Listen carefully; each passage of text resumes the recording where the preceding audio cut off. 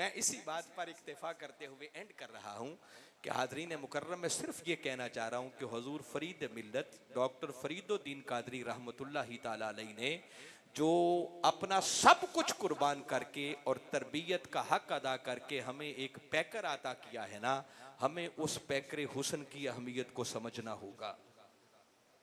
वो किस मकसद के लिए उन्होंने सब कुछ कुर्बान किया। अल्लाह रब्बुल इज्जत ने जिस पैकर को तैयार किया उसकी रबूबियत का सबसे बड़ा शाहकार वो पैकर मोहम्मद मुस्तफ़ा है।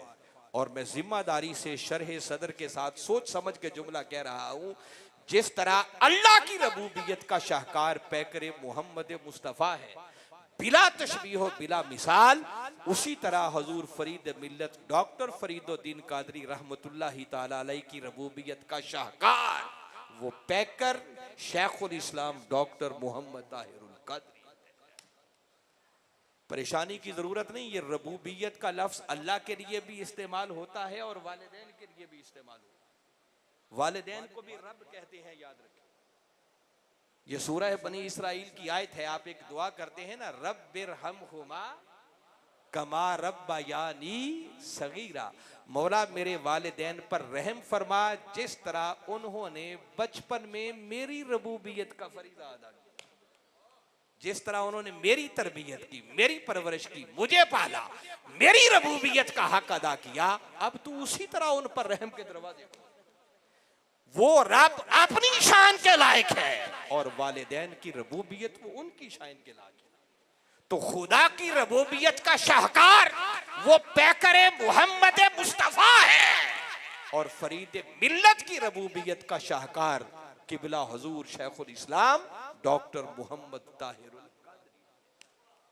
और आखिरी मिसाल देके ताकि तदबीक कर दूं, जो मजमून मेरे जहन में बैठे बैठे बना वो आपके सामने अर्ज कर रहा हूं। बस ये भी कोई उन्हीं का कमाल और तवज्जो है कि इस रात गए में ऐसी बातें हो रही।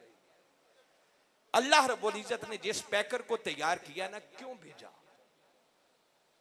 भेजा इसलिए, आप उस आयत करीमा को आगे पढ़ें तो फरमाया भेजा बिल हुदा हुवल्लज़ी अरसला रसूलहू बिल हुदा व दीनिल हक लियुज़हिरहू अला दीन कुल्ली। अल्लाह वो है जिसने अपने रसूल मुकर्रम सल्लल्लाहु अलैहि वसल्लम को हिदायत और दीने हक के साथ भेजा। मगर क्यों भेजा? लियुज़हिरहू अला दीन कुल्ली, ताकि उसका वो रसूल इस दीने हक को दुनिया के सब निजामों पर गालिब करे। क्या करे? दुनिया के सब निजामों पर। तो दीन को गालिब करने के लिए अल्लाह ने अपने महबूब को भेजा। आपने कभी सोचा कि अल्लाह ये जो दीन को गालिब करना चाहता है, अब इस आयत करीमा से जो मुझे बात समझ आती है, जो एक जुमले में अगर कहना चाहूं, ये दीन हक का गलबा, दीन की इकामत, दीन की सरबुलंदी, मुस्तहवी इनकिलाब, मुस्तहवी मुआशरे का क्याम, ये दीन का गलबा, याद रखें, ये मंशाए खुदा भी है और मकसदे बेसते मुस्तफा भी है। ये बड़ी खास बात मैंने की है। देखे ना, जब अल्लाह कह रहा है कि अल्लाह वो है जिसने अपने रसूल को इस मकसद के लिए भेजा कि उसका रसूल इस दीन हक को दुनिया के सब बातिल निजामों पर गालिब करे, तो इसका मतलब अल्लाह चाहता है कि ये दीन गालिब आए। ये मंशाए खुदा है कि ये दीन गालिब आए और रसूल की बेसत के मकसद के तौर पर बताया ताकि ये दीन गालिब आ जाए। महबूब इसलिए आपको भेज रहा हूं ताकि आप जाकर इस दीन हक को दुनिया के सब बातिल निजामों पर गालिब करें। तो आपने कभी सोचा कि ये जो अल्लाह दीन को गालिब देखना चाहता है, तो वो गालिब क्यों देखना चाहता है? क्या इसमें अल्लाह का कोई अपना मफाद है?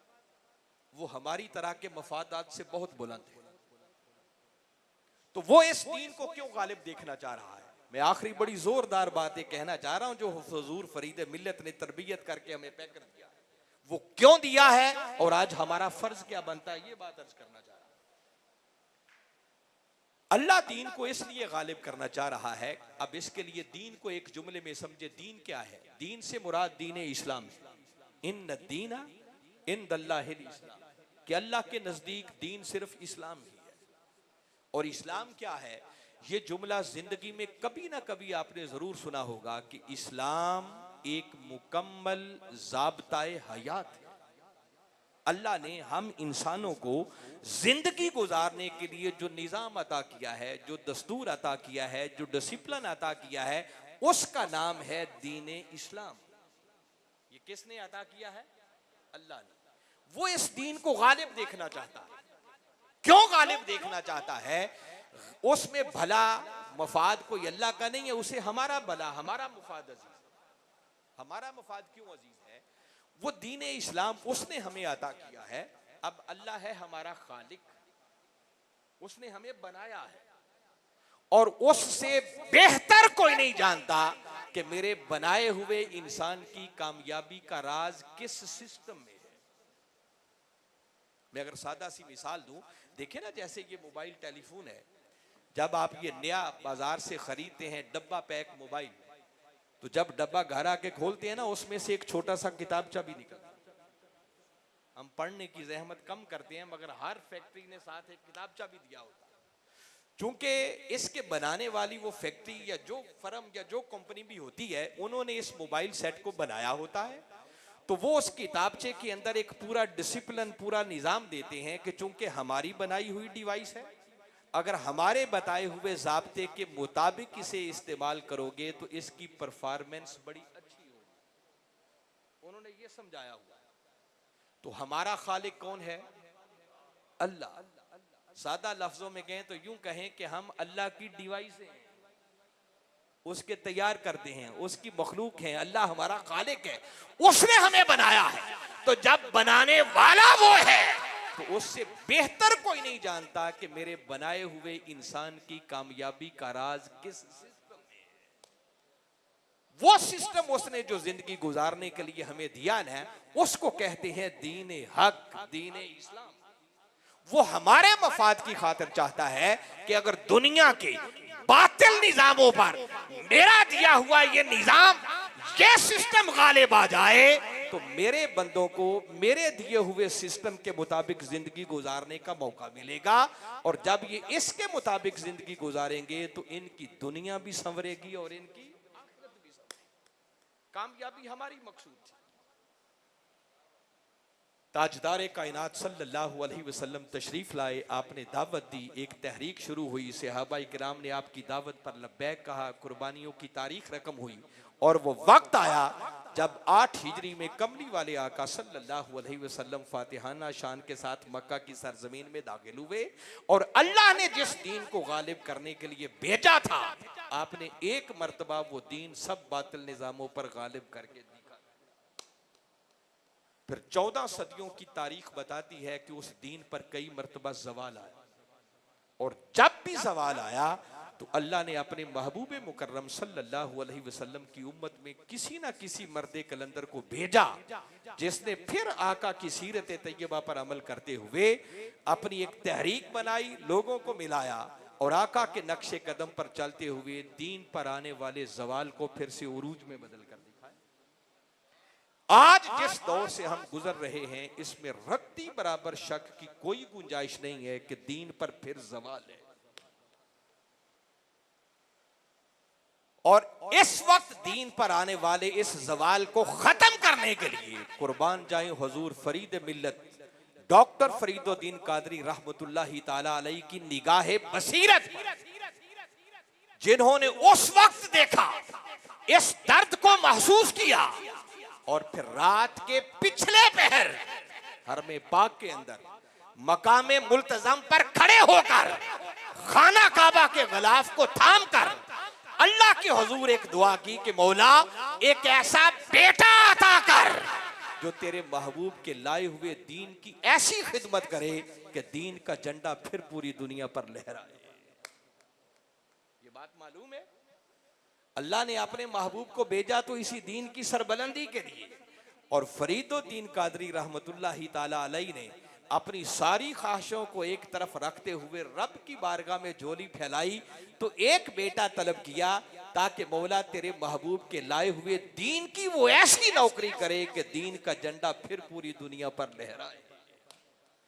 ये दुआ कबूल हुई और खुद कमली वाले आका सल्लल्लाहु अलैहि वसल्लम ने बशारत दी कि फरीदुद्दीन मुबारक हो, आपकी दुआ कबूल हो गई, अल्लाह आपको बेटा देगा और उस बेटे का नाम भी ताहिर रखना है। मुझे जो बात समझ में आई है कि हुजूर फरीद मिल्लत रहमतुल्लाहि ताला अलैहि ने अपना सब कुछ कुर्बान करके किबला हुजूर की तरबियत के फरीजे को जरूरी क्यों समझा, मांगा था और मांगा था उम्मत के भले के लिए, ताकि दीन गालिब आए, दीन गालिब आएगा, आका की उम्मत उसको इस दीन के मुताबिक जिंदगी गुजारने का मौका मिलेगा, उनकी दुनिया भी संवरेगी, आखिरत भी संवरेगी। तो चूंकि मांगा था तो फिर जरूरी था कि अब मिला है तो अपना सब कुछ कुर्बान करके उनकी तरबियत का फरीजा अंजाम दिया जाए। इसलिए उन्होंने अपनी हर चीज को कुर्बान किया और हुजूर शेखुल इस्लाम की तरबियत को जरूरी समझा और जंग जैसे इलाके में रहकर हुजूर शेखुल इस्लाम की तरबियत करके फिर एक ऐसा पैकरे हुसन अता किया कि जिनकी जिंदगी का मकसद जीना और मरना, जो कुछ मैंने 40 सालों में उनके साथ रह के सीखा है, किबला हुजूर की जिंदगी का एक एक लम्हा वो आका के दीन और आका की उम्मत की सरबलंदी के लिए। और इंशाअल्लाह मेरे मौला ने चाहा, हालात जैसे भी हैं वो वक्त जरूर आएगा जब इस धरती पर मुस्तफी इनकलाब का सवेरा तलू होकर रहेगा। अभी तो दुनिया ने सिर्फ क़याम पाकिस्तान की तारीख को खंगाला है और सफात के अंदर हुजूर फरीद मिल्लत डॉक्टर फरीदुद्दीन कादरी रहमतुल्लाहि ताला अलैहि का नाम मिला है कि जिन्होंने उस क़याम पाकिस्तान की तहरीक में गैर मामूली किरदार अदा किया और आज पाकिस्तान की हुकूमत उनकी खिदमत के एतराफ में मेडल दे रही है। एक वक्त आएगा, याद रखें, ये तो क़याम पाकिस्तान की तहरीक है ना, मेरा विजदान ये कहता है कि जब मुस्तफी इनकलाब आएगा, जब अल्लाह को मंजूर होगा आएगा, उस वक्त भी जब लोग इस तारीख को खंगालेंगे, इसी नतीजे पर पहुंचेंगे कि मुस्तफी इनकलाब के पीछे असल बुनियाद, पहला पत्थर जिस हस्ती ने रखा था वो रात की खलवतों में हरमे पाक के अंदर मकामे मुल्तज़म पर खड़े होकर मांगी जाने वाली दुआ थी, जो फरीदुद्दीन ने जोली फैलाकर अल्लाह की बारगाह में की थी कि मौला ऐसा बेटा अता कर जो तेरे महबूब की दीन की ऐसी खिदमत करे जो मुस्तफी इनकलाब का पेश खैमा। और इंशाअल्लाह वो सिला, अभी तो हुकूमत ने मेडल दिया है ना, और मुस्तफी इनकलाब की तारीख को जब खंगालेंगे लोग पढ़ेंगे, समझ आएगी कि इस इनकलाब की बुनियाद किसने रखी, तो हुजूर फरीद मिल्लत का नाम मिलेगा और वो सिला देखने वाला होगा जब क़यामत वाले दिन हुजूर फरीद मिल्लत के सर पर मालूम नहीं अल्लाह कितना सुनहरी ताज सजाएगा। आज ये एक हदीस मुबारका पढ़ रहा था जिस पर एंड कर रहा हूं। मेरे आका सल्लल्लाहु अलैहि वसल्लम ने फरमाया, जिस शख्स ने कुरान पढ़ा और फिर उस पर अमल किया, तो फरमाया उस पढ़कर अमल करने वाले के वालिदैन के सर पर क़यामत वाले दिन ऐसा ताज पहनाया जाएगा जिस ताज की रोशनी, फरमाया जो लोगों के घरों में सूरज तलू होता है ना, उसकी रोशनी से भी ज्यादा हसीन। तो मैं सोचता हूं जिसने खुद कुरान को पढ़ा और उस पर अमल किया, उसके वालिदैन के सर पर ताज सजेगा। तो डॉक्टर ताहिरुल कादरी तो उस हस्ती का नाम है जिसने खुद पढ़ा ही नहीं, मालूम नहीं कितने करोड़ों को पढ़ा दिया, कितने लोगों को अमल पे लगा दिया, जिनकी जिंदगी के दिन और रातें, सुबहें और शामें इस कुरान की सोहबत में गुजरती हैं। तो चश्मे तसव्वुर में लाएं, जिस मर्दे कलंदर ने पूरी जिंदगी कुरान को पढ़ा, पढ़ाया, अमल किया, जब क़यामत का दिन होगा तो उस डॉक्टर ताहिरुल कादरी के वालिदैन के सर पर अल्लाह कैसे ताज सजाएगा। उस दिन लोगों को समझ आएगी कि डॉक्टर फरीदुद्दीन कादरी रहमतुल्लाहि ताला अलैहि का मकाम क्या है। हमारा फर्ज ये बनता है कि उन्होंने जो दुआ करके अल्लाह की बारगाह से इतनी बड़ी नेमत मांगी और फिर अपना सब कुछ कुर्बान करके वो पैकरे हुसन हमें अता किया है, जिस मकसद के लिए मांगा, आज उस मकसद के लिए उनके दस्तोबाजू अपना अपना किरदार अदा करें, खाली सालाना उर्स की तकरीब में आकर ज़ौक से बैठ जाना काफी नहीं है। सही मानों में बारगाह फरीद मिल्लत से फैज उनको मिलेगा जो उनकी उस फिक्र के तर्जुमान बनकर उनके तरबियत याफ्ता उस पैकर के दस्तो बाजू बनेंगे और आका के दीन की सरबुलंदी के लिए अपना किरदार अदा करेंगे। अल्लाह की बारगाह में दुआ है कि मैंने जो कुछ कहा समझ कर अमल करते हुए आका के दीन की सरबुलंदी के लिए अपना किरदार अदा करके हमें अपनी दुनिया और आखिरत को संवारने की तौफीक अता फरमाए। वमा अलैना इल्लल बलाग।